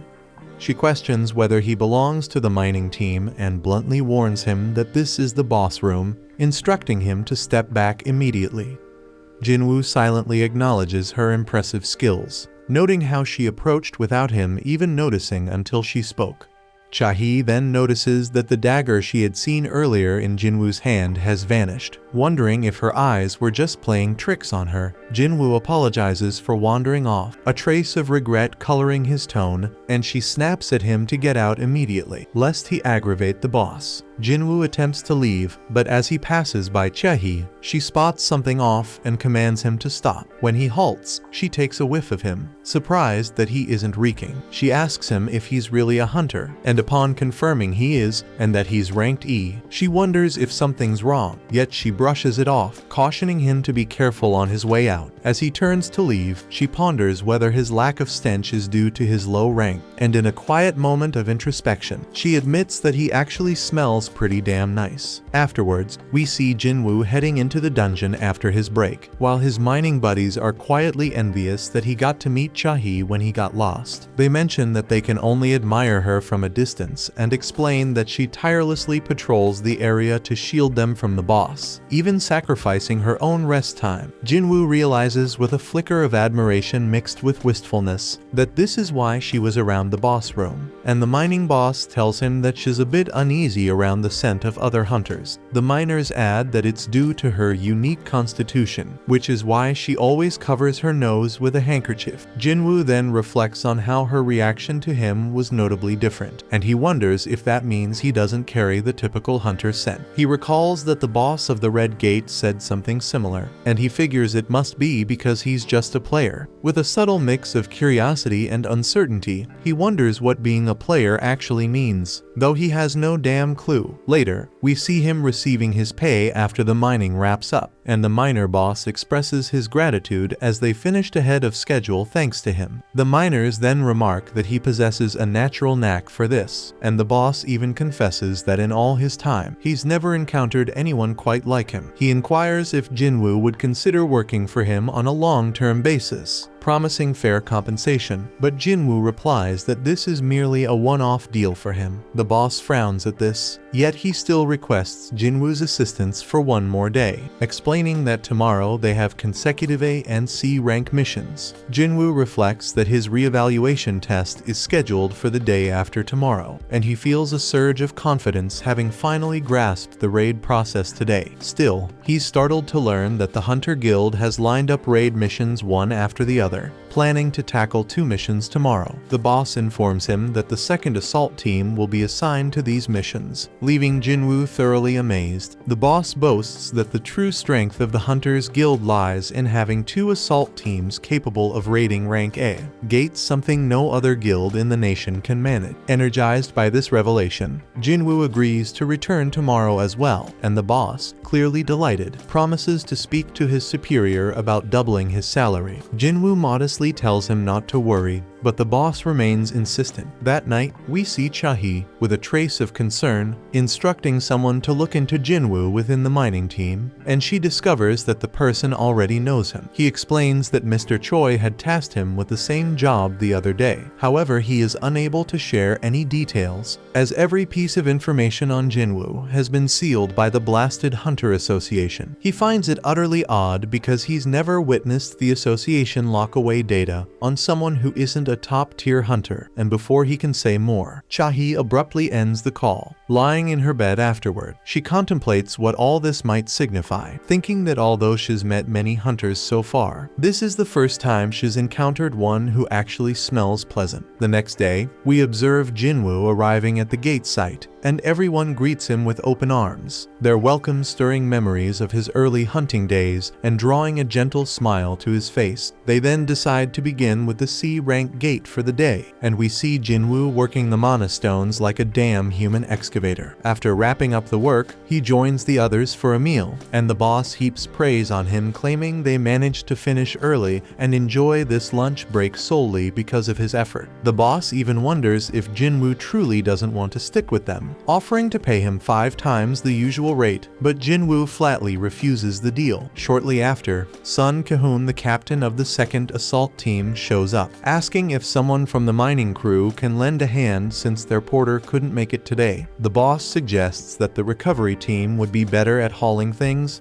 but Ki-hoon fires back that they already mentioned being short-staffed. Clearly annoyed, the boss isn't thrilled with the suggestion, and Ki-hoon ups the ante by offering a risk allowance if they accompany his team into the dungeon. Yet the boss shoots him down, insisting that low-rank hunters like them aren't fit to serve as porters in rank. A dungeon, certainly no amount of cash would change that. Still, Ki-hoon makes one final pitch to see if anyone's interested, and Jin-Woo boldly raises his hand. The boss tries to talk him out of it, but Jin-Woo retorts not to worry, confident in his own guts. But despite their protests warning Ki-hoon that Jin-Woo is new and clueless about what he's getting into, Ki-hoon simply asks for his rank. When he learns that Jin-Woo is only rank A, he figures there's no harm in taking him along. They then head toward the gate, and Jin-Woo can't help but notice that this gate is larger than the one from yesterday. Ki-hoon comments that while it might be bigger, its magical energy isn't as potent as the previous gates, reassuring him that it's not dangerous after all. The 2nd team wouldn't be there otherwise. Jin-Woo soon spots that the team comprises 6 rank A hunters and 3 rank B hunters, a lineup that still qualifies as an assault team even without an S-rank member. As they step into the gate, Jin-Woo muses that the magic here is likely weaker than before, yet he can't shake an ominous vibe reminiscent of the Red Gate. The team's healer tells him not to get worked up, assuring him that all the hunters here are incredibly capable and nothing will go wrong as long as he sticks with them. Meanwhile, Ki-hoon is convinced that once this raid mission is over, he'll be officially promoted to captain of the team. He believes he can handle it, even if he's not as formidable as their current captain or vice captain. Just then, they sense the presence of monsters ahead and immediately spring into action without waiting for further orders. They are then attacked by some dungeon jackals, but these critters are too weak and the team wipes them out in a matter of seconds. They are all surprised to see dungeon jackals here, and Jin-Woo wonders if they're a rare sight. So the healer explains that they are merely C-rank monsters, and it's strange to encounter them in a dungeon since weak monsters like these are usually devoured by stronger ones. Jin-Woo then notices collars around their necks, revealing that these jackals were being raised as hunting dogs by someone. Just then, more monsters approach, and they realize it's an army of high orcs. One of them attacks by throwing a spear, and Ki-hoon barely manages to block the strike. They charge at him, and the tank uses his taunt skill, but it proves ineffective as the monsters target those in the back. Although one of the hunters manages to repel them, the orcs take no damage due to their high magic resistance. The party's mage then binds one of the monsters, yet she can't hold it back because it's too strong, so the fire mage summons 2 fire soldiers to assist her. While the fire soldiers engage the orcs, the rest of the team fights fiercely. The orcs then manage to injure the team's martial artist, prompting them to ask the healer for help. Though she's already busy healing the tank, Ki-hoon thinks they are seriously outnumbered and fears this might be their end when the orcs even cut off one of the hunter's arms. Ki-hoon silently hopes that no one will die here, and the healer steps in to regenerate the lost arm entirely, while the bespectacled mage holds the orcs back. Then an orc suddenly appears behind the healer, and she seems to accept her impending doom until Jin-Woo intervenes. Using his ruler's hand, he kills the orc by ripping out its spine. The healer is left wondering what just happened, while Jin-Woo employs his stealth skill to aid the other hunters, attacking the orcs to weaken them without being noticed. The hunters are taken aback as the orcs start to falter all of a sudden, but they seize the opportunity, launching a full-scale offensive and slaying the orcs one after the other. Jin-Woo thinks that he doesn't really want to stand out as an outsider outsider here, yet he refuses to let anyone die on his watch. Quietly, he continues to weaken the monsters from the shadows, and the other hunters manage to take care of the rest, eventually wiping out all damn the orcs. Cahoon then checks in with everyone, relieved to hear that they're all okay. The healer mentions that something odd occurred during the fight, and Cahoon adds that he too felt the monsters weaken dramatically all of a sudden. He questions the mages if they were behind it, but they reply that they weren't and that such a feat shouldn't be possible without an assassin-type hunter. They decide not to dwell on it, reasoning that luck was on their side since they won in the end. Meanwhile, the bespectacled mage thinks that their porter seriously underestimated the team. He should have known that his stealth skill would be detected with a magic caster in the mix, choosing to keep quiet about it. She figures he must have his reasons, and she owes him at least that much for helping them survive. The hunters then turn to their captain, asking whether they should press on or fall back. They point out that tackling a dungeon like this would at least require 2 more healers and 3 more mages, with a strong suggestion to retreat. The leader takes a moment to ponder the situation. Jin-Woo, understanding the reluctance to charge ahead in a dangerous dungeon, silently hopes that the captain will make the right call. In the end, the leader decides to withdraw,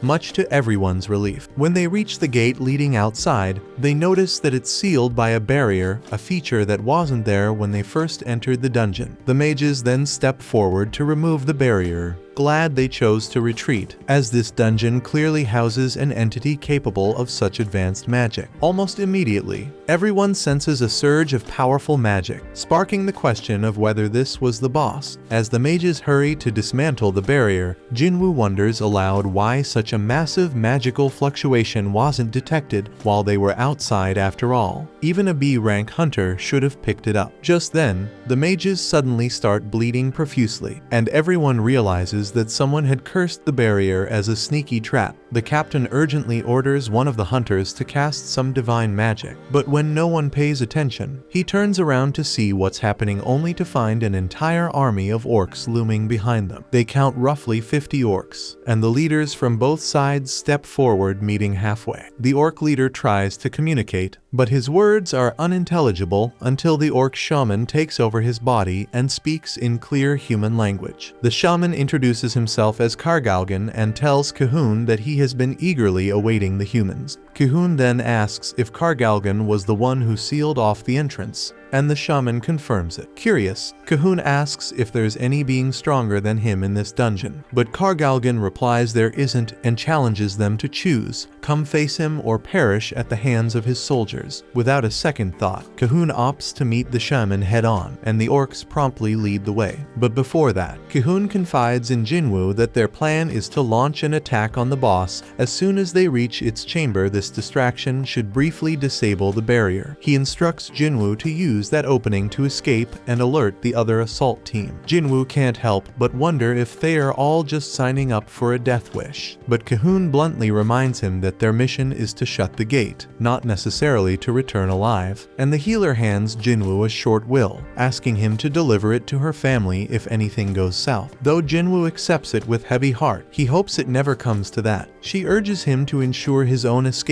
while they complete the mission. Jin-Woo reflects that this dire situation feels reminiscent of the double dungeon, but these people are completely different from what he's faced before. At the same time, outside the gate, Cha-hee is frantically searching for Jin-Woo, wondering if he might have bailed on the team. When the mining boss notices her distress, she inquires about Jin-Woo and learns that he has entered the gate as a porter. Back inside, Jin-Woo and the rest of the group finally arrive at a throne room, where they are greeted by Kargalgan and a massive, terrifying horde of orcs. The scene then shifts to outside the gate, and we see Cha-hee standing deep in thought, perplexed as to why the hell Jin-Woo had chosen to enter as a porter, especially considering he only had one life to spare.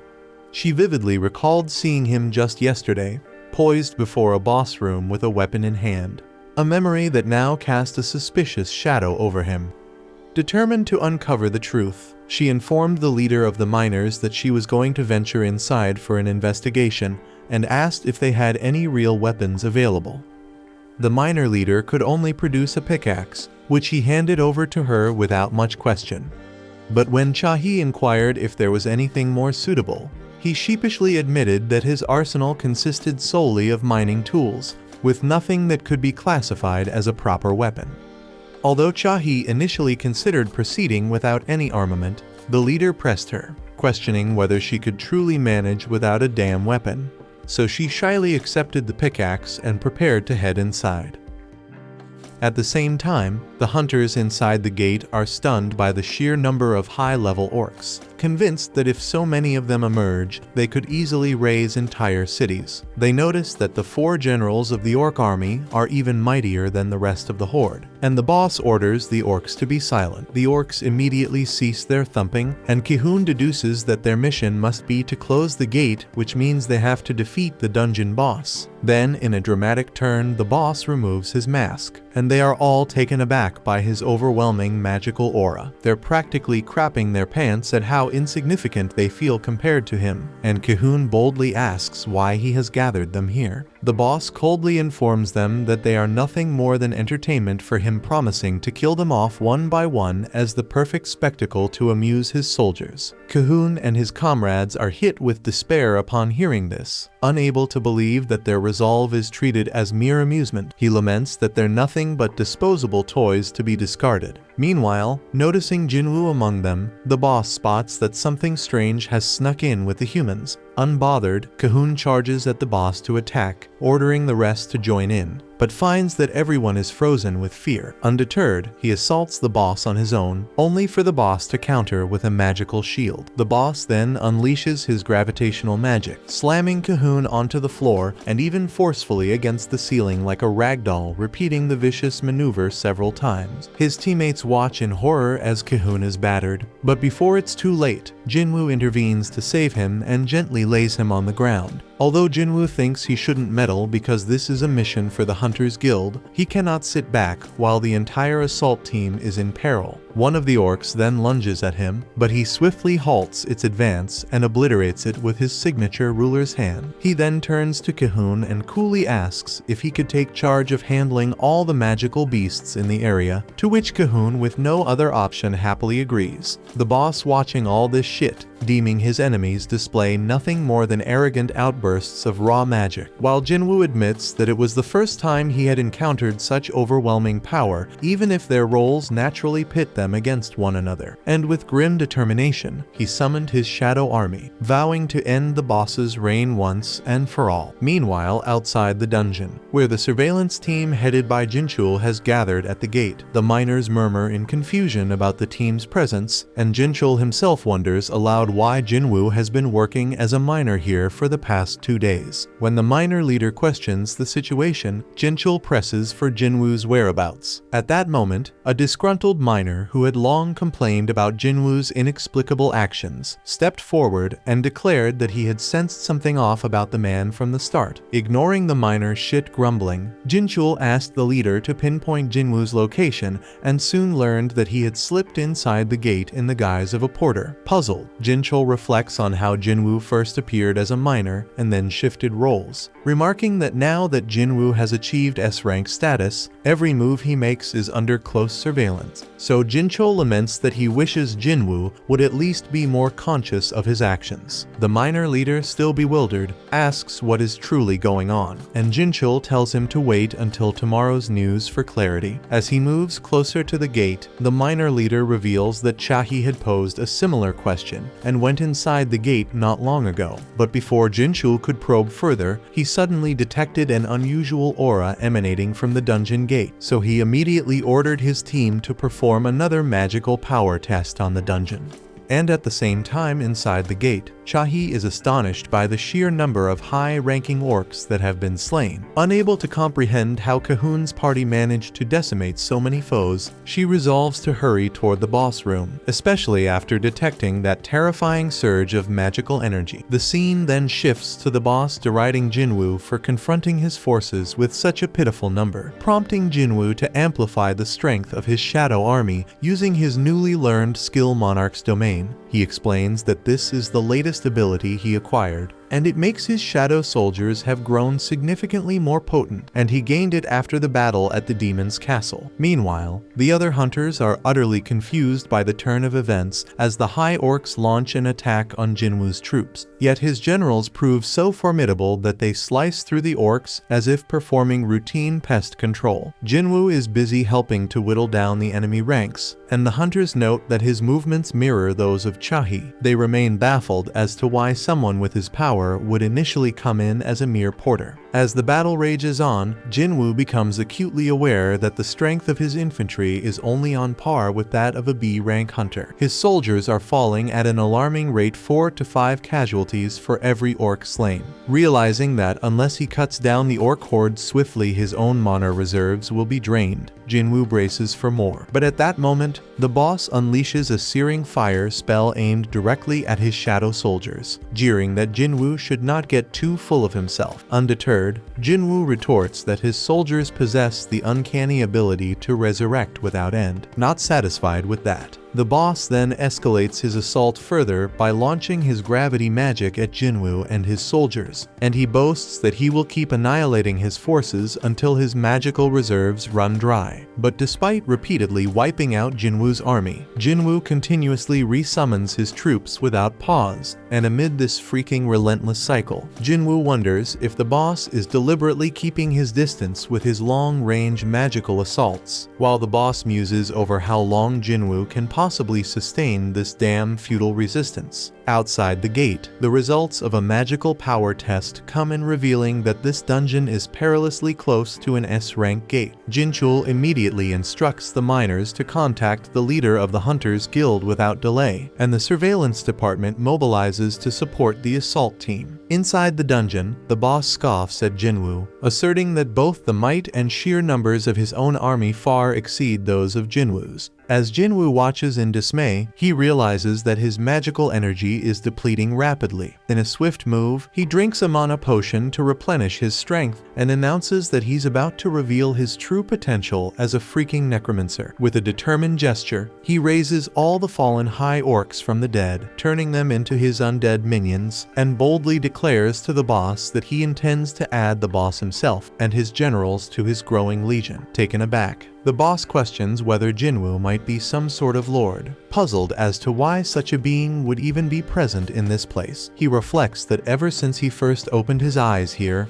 the only command resonating in his mind has been to kill any damn humans. Dismissing any deeper reasons, he decides to follow that directive without question, and thus he sends his generals into battle. The scene then shifts to the Hunters Guild, where Mr. Choi is astonished to discover that the gate's power is nearly at S-rank level. He reasons that the evaluation must be accurate, otherwise Cahoon and his team would have already emerged from the dungeon. Realizing that a dungeon break at this level could trigger an incident reminiscent of the Jeju Island disaster, he is relieved that there is still time to avert catastrophe. Mr. Choi then instructs his assistant to mobilize every hunter in the guild, prompting a message to be sent to all a rank and above hunters. He even mentions that they might have to call on the White Tiger Guild and the Fiend Guild for additional support. Although the assistant is surprised by this suggestion, Mr. Choi insists that for now, all they can do is to prevent things from spiraling further out of control. Back to the boss room, the battle intensifies as Jin-Woo's general duels the orc commander while his own forces overwhelm the enemy. But to his dismay, the boss watches his own generals struggle and fall, prompting additional hunters to rush to Jin-Woo's aid. However, the boss refuses to let them interfere and quickly injures several of them with his curse's magic. Rising from his damn high and mighty stance, the boss sneers that he will make Jin-Woo regret ever challenging him. He casts a barrage of curses meant to inflict blindness, lethargy, and slumber on Jin-Woo. But thanks to his exceptional health and longevity skills, the curses have no effect. Jin-Woo then coolly explains that he's immune to such toxins and promptly summons his mages. In response, the boss erects a formidable magical shield to block the assault, but the mages counter by launching a fireball enhanced by the Sphere of Avaricious. The blazing releasing orb tears through the boss's barrier, striking him hard and fueling his anger. Just then, Chahi bursts onto the scene, her eyes wide with shock as she surveys the chaotic melee. She notes that several hunters are down, and Cahoon, for instance, is injured but being hastily healed by the medic. When she asks what hell is going on, the fighters can only offer confused glances. The boss then ramps up his assault, channeling strengthening magic and other spells to transform himself into a giant, intent on crushing Jin-Woo underfoot. Jin-Woo, however, nimbly dodges the massive blows, remarking disdainfully that he's never cared for giants, likely due to a previous debacle in the double dungeon. In retaliation, the boss unleashes a torrent of fire spells around him, indiscriminately wiping out friend and foe alike. Enraged, the boss taunts Jin-Woo, questioning whether he still believes he can stand up against such might. In a bold move, Jin-Woo lunges forward and stabs the boss in the eye, declaring that by turning into a giant, the boss has only made himself a bigger, more vulnerable target, and he adds coolly that a lone mage without any guards stands no chance against an assassin-type hunter. The boss fires back with more searing fire spells, but Jin-Woo deftly evades every blast and counterattacks with his dagger, only to find that his blade barely makes a dent. Realizing brute force alone won't cut it, Jin-Woo summons his ruler's hand, using it to snatch up a set of chains. With a swift, decisive motion, he binds the boss and hurls him around the room, leaving the monstrous adversary reeling at his feet. Just then, Jin-Chul arrives at the scene,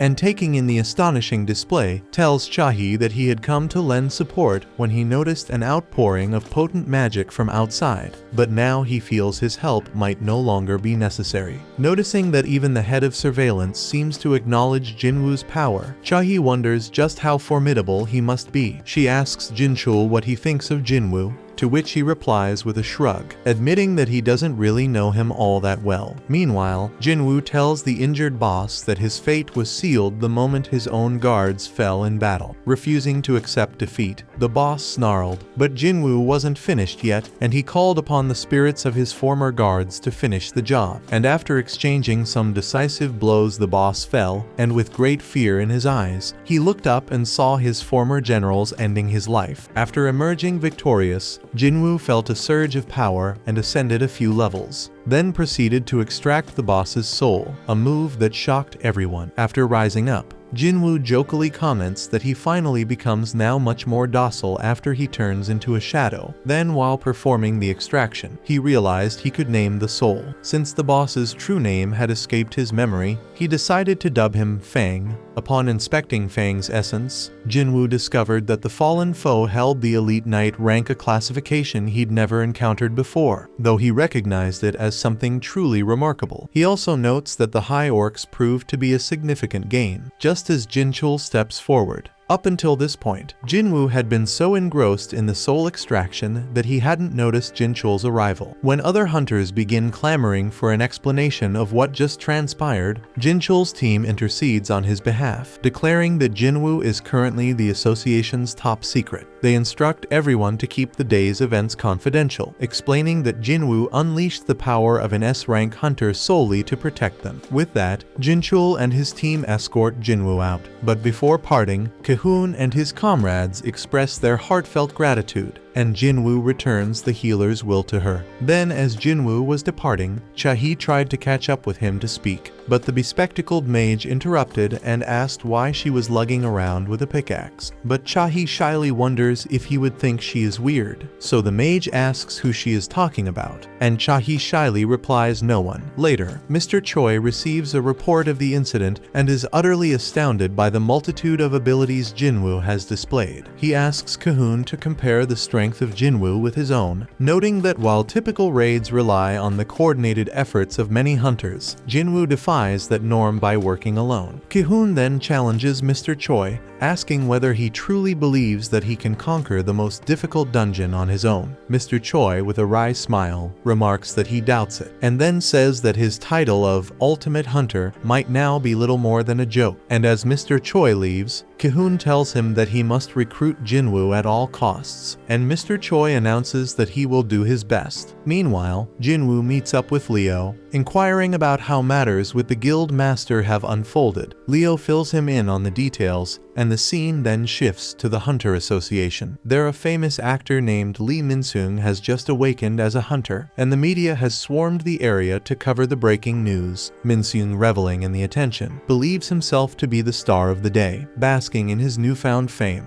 Then we see Beak and Mr. Choi arriving at the Hunter Association, where the media is abuzz with rumors that they're there to recruit Lee Min-seung. Irritated, Beak exclaims and says, "Who on earth is that?" And also Mr. Choi makes it clear that they're not here for that triviality. Although he's aware of Lee Min-seung, and explains that the man has already signed with the Fiend Guild, and their business here is entirely unrelated. With no scandalous scoop to chase, the press quickly loses interest and disperses.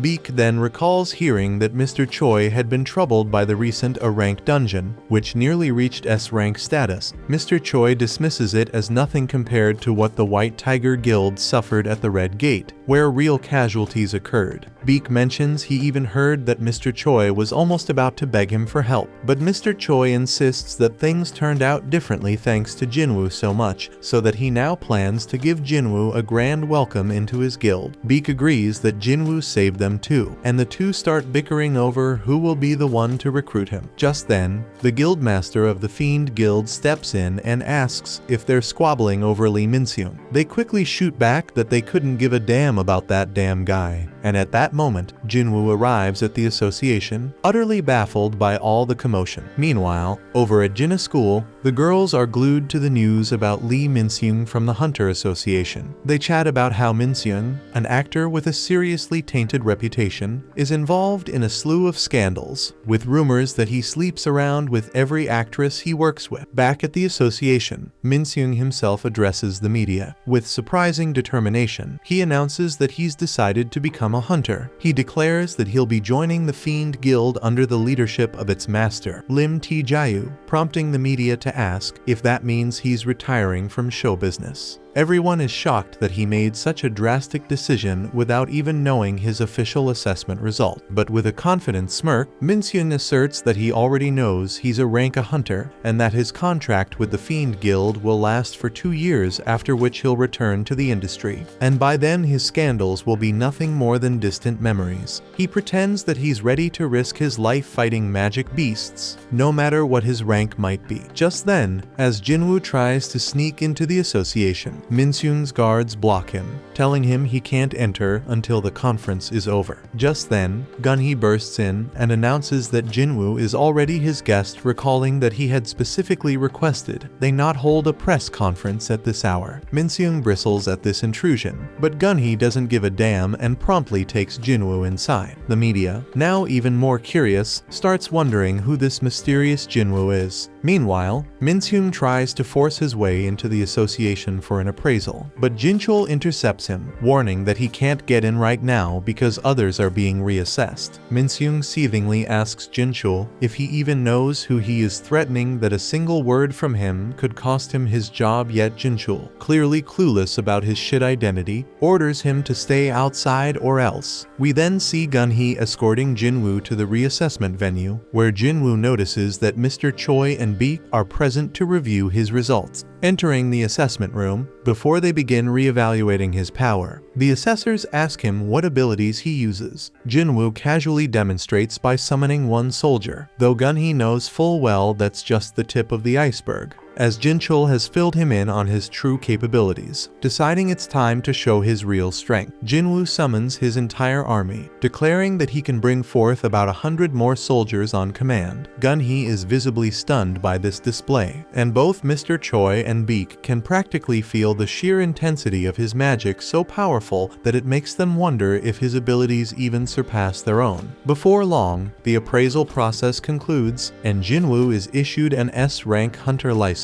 He thinks to himself that with this new status, no one will ever suspect him if he sells the Sphere of Avaricious, using the money to get properly equipped. With renewed determination, he decides that his next target will be the demon castle, and Gun-hee eagerly looks forward to seeing what he can accomplish. We then see Jin-Woo leaving the association, with Mr. Choi and Beak waiting eagerly to talk to him about recruiting him, but he simply walks right past them, insisting he has other pressing matters to attend to. Just as he opens the door to the association, he's ambushed by flashing cameras, the media snapping pictures of him. Song-yi, astonished to see his face on the news, shows the photos to Jinna, who is equally shocked to discover that her brother has become an S-rank hunter. All of Jin-Woo's associates catch wind of the news. Some can't believe their eyes, while others had long suspected it was only a matter of time. Back at the association, the media have shifted their focus away from Min-seung and are now bombarding Jin-Woo with questions. Meanwhile, Leo confides in his father that he was unable to convince Jin-Woo to join his guild. He recalls that Jin-Woo flatly rejected his offer, insisting that he has a personal mission to complete on his own. Jin-Woo explained that joining any organization at this point would only slow down his progress. He must grow stronger independently, and then he asks Leo to come with him instead. Back to the present, Leo pleaded with his father to let him follow Jin-Woo. In response, his father scolds him for what he sees as an extremely selfish decision. He reminds Leo that he had originally entrusted this project to his own brother, only to change plans at Leo's insistence. And now Leo seems intent on abandoning everything without achieving a single milestone. He challenges Leo, asking if he believes that is fair, prompting Leo to recall his experiences with Jin-Woo and resolve with determination that he must go with Jin-Woo, no matter what. At the same time, staff at the association are busy keeping the press at bay, preventing them from crowding around Jin-Woo. Beak offers to escort Jin-Woo home, arguing that dealing with the media would be too draining, but Jin-Woo insists there's no need. With remarkable speed, he slips past the reporters while covering his face. Mr. Choi is stunned by how physically strong Jin-Woo has become despite his magical background, and Beak can hardly follow his movements with his own eyes, so he wonders if Jin-Woo has grown even more powerful since they last saw him.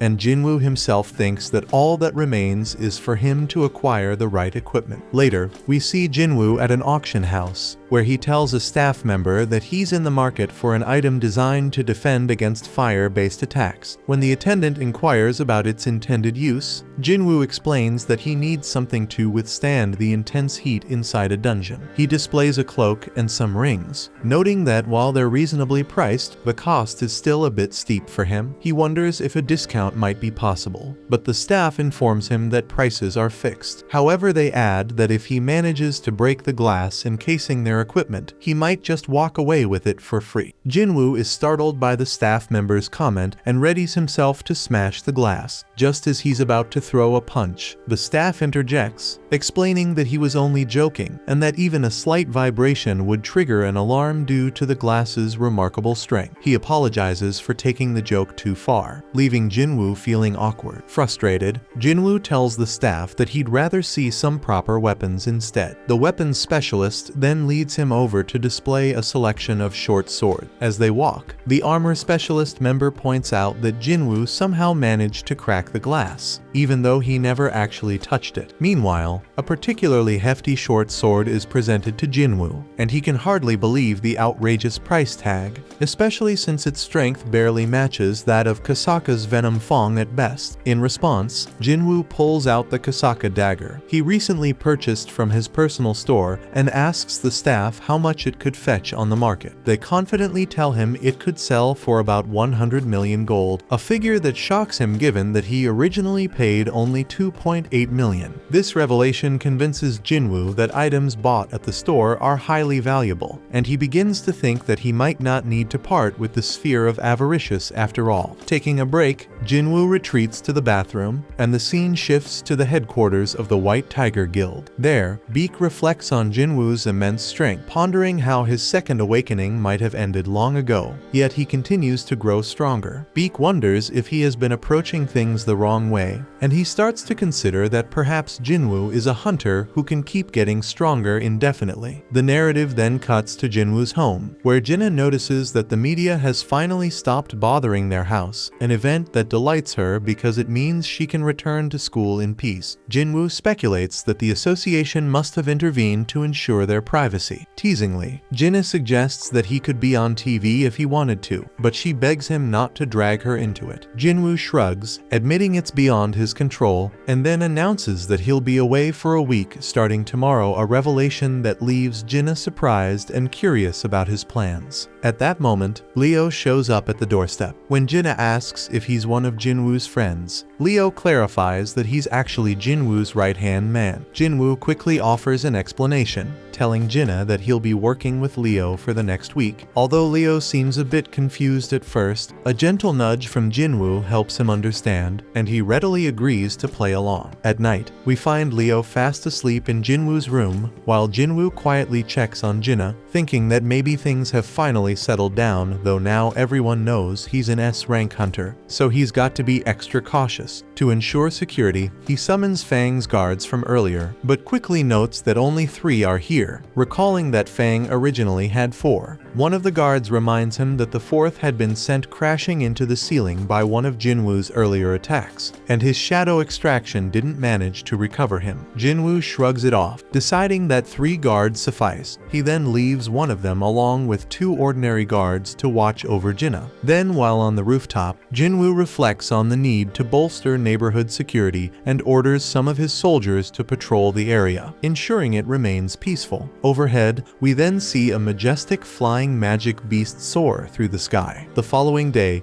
Jin-Woo and Leo are seen driving together. Leo thanks Jin-Woo for letting him stay over, and Jin-Woo reassures him that there's no need to worry about him running away from his house. Leo then inquires about Jin-Woo's business at Daesung Tower. Jin-Woo reveals that he's scheduled to train for an entire week there. Much to Leo's surprise, after all, he's already an S-rank hunter. Jin-Woo simply replies that he still believes in the pursuit of greater strength, a sentiment that doesn't surprise Leo all that much. Later, inside the imposing demon tower, Jin-Woo, adorned in his water-based ring and wind robe, embarks on his latest conquest. He receives a quest to slay the demon monarch baron residing on the top floor, with a reward promising a rune stone for the Shadow Exchange ability plus 30 ability point. Fired up by the challenge and the rewards on offer, he teleports to the 76th floor. In another scene, Leo's mother is seen in conversation with his father, astonished that their son has left home. While his father appears nonchalant, he suddenly collapses. Back at the demon castle, Jin-Woo is locked in combat with a formidable boss-level monster. In the heat of battle, he summons Fong and hands it the Sphere of Avaricious. Fong retaliates by unleashing a powerful fire spell that reduces the monster to ashes. Impressed by the display, Jin-Woo resolves to carefully consider when best to deploy Fong's abilities in the future. Later, we see Leo's father awake in the hospital, learning that Leo has come to visit him. His wife confesses that she lied about his collapse being due to overwork to Leo, and they recall the doctor's grim explanation. He has contracted the so-called eternal slumber disease, a condition where one is overwhelmed by sleepiness until they eventually falls into an unending slumber. Leo's father kept wondering why he had contracted this awful disease, and the doctor explained that people with low resistance to magic are especially prone to it if they're exposed for too long. The doctor even asked if any of his friends or relatives were hunters, which made both him and his wife think about their own son Leo. But the doctor admitted that the exact cause was still unconfirmed. Frustrated, Leo's father then began to wonder if perhaps he had been completely eliminated by this harsh world. Meanwhile, at the country's border, a squad of hunters was patrolling the area when they encountered that flying magic beast we saw earlier. They stopped in their tracks, all scratching their heads and wondering what the hell is that. Back in the demon castle, Jin-Woo has leveled up after his recent battles. He explains that he's reorganized his soldiers into 6 separate teams, each operating on its own with 2 simple orders. First, to eliminate every visible enemy, and second, to alert him as soon as they find the permit. He admits that this strategy means he won't be able to grab any loot aside from the permit, but it's a more efficient plan overall. However, his progress has slowed considerably since he hit the 80th floor. As he ponders what might be causing the delay, he suddenly notices a drastic drop in his MP. It turns out that someone has been continuously wiping out his soldiers, specifically targeting his team A. Jin-Woo is shocked that an enemy here could defeat a team of his high high-level orcs. So he calls his team back and heads out personally to investigate. Arriving on the scene, he finds that Team B has also taken a hit, and he figures that the enemy must be seriously formidable, but something doesn't add up. He points out that Fang's team was much closer to Team A, yet the enemy chose to target the more distant Team B. It dawns on him that this adversary must have known that Fang was too powerful to tackle, and so deliberately chose weaker opponents instead.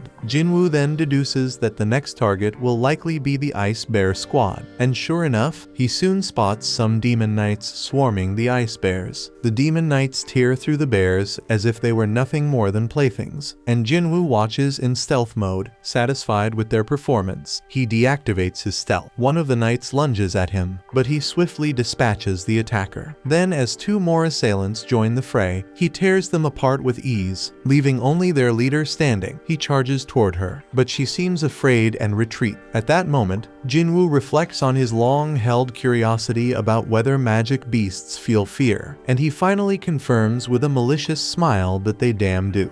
Then, as the fray intensifies, he engages the enemy leader in a brutal confrontation, nearly delivering a fatal blow, until in an unforeseen turn, she concedes before he can strike the final blow. As her voice reverberates through the tumult, he suddenly realizes she is a woman. After removing her helmet, he studies her features with surprise. She begs him for mercy, leaving Jin-Woo stunned that the one who had instigated the battle now implores for her life. And then he retorts coldly, pointing out that he has already dispatched all of her comrades. Undeterred, she insists that it is the inviolable duty of the knights to protect their lord at all costs, convinced that her own safety is the cornerstone of her people's prosperity. But to him, however, her argument comes off as nothing more than self-centered sentiment. Unmoved by her pleas, he turns to leave, but as he glances back, she lunges at him again. But before her attack can land, Fang intervenes to shield him. Confused, he demands to know what she intends to do, and she once more begs for her life, promising to do anything he requests. He orders her to fetch the entry permit, and she reveals that it is currently held by her family. If he spares her, she will retrieve it for him. Moreover, she boasts that she even knows the locations of every permit on the upper floors, and if he guarantees her family's safety, she will guide him to them. Jin-Woo realizes that he failed to locate the permits because her family deliberately hid them, and he glares at her with murderous intent, questioning whether he can truly trust her. Sensing his fury, she pleads earnestly that he can, and he reluctantly agrees on the condition that he obtains the permit. She gratefully thanks him, and he then demands to know exactly who they really are. The scene abruptly shifts to a desolate island, where a sinister flying ant has infiltrated the area, leaving devastation in its wake as it slaughters everyone it encounters. Back at the demon castle, the girl introduces herself as SL, the eldest daughter of the Raideru family. Jin-Woo, however, remarks that this is not the answer he was seeking. He had hoped to learn more about the system from her, much like he did with Baruka, the leader of the Ice Elves, and he presses her by asking if she is tormented by voices commanding her to kill humans. Essel denies this, admitting instead that she hears a different directive, one to protect the space. Intrigued, Jin-Woo asks when that command first began.